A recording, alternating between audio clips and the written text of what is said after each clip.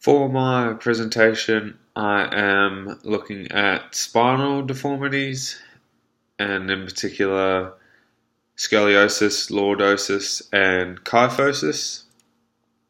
So beginning with scoliosis, which is a sideways curvature of the spine. When we think of the spine, we often just think of it running straight up and down, but with scoliosis, there will be certain points where it may bend, either to the right or left or both.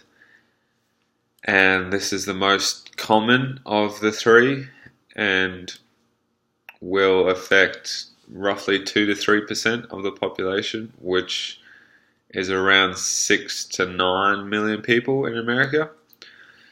Kyphosis is where the spine curves excessively outward. So often people with kyphosis have the appearance of a hunchback, or they look like they're constantly leaning over towards the ground.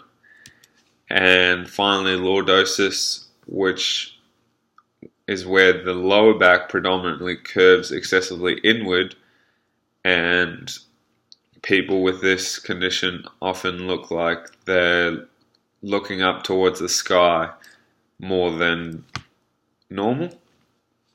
So signs and symptoms, often a really telltale sign is the shoulders. One will sit higher than the other, and the hips, the same.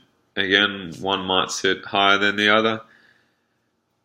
With lordosis and kyphosis, as I said earlier, the signs are pretty obvious when the person is either hunched over or the lower back curves inward and they're looking up towards the sky a little bit. Symptoms are often some pain, weakness, numbness, or tingling. And the causes, so mild scoliosis, doctors often don't or still don't know what causes it, although there appear to be some hereditary factors.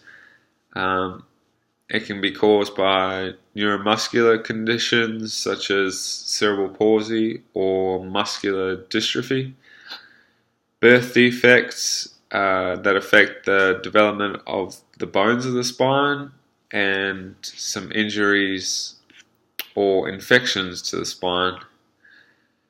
So the risk factors: age, when signs and symptoms typically occur, is during the growth periods. So when a child is entering puberty and obviously they're growing a lot more.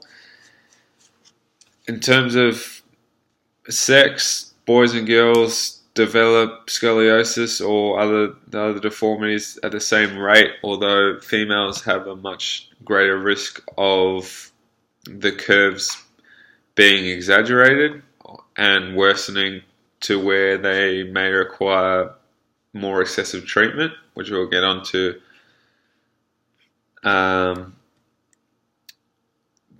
Tests, MRI, X-ray, CT scans can all reveal, and then from after this go to the treatment, which mild cases can be not necessarily cured, but physical therapy can help relieve some of the symptoms or pains.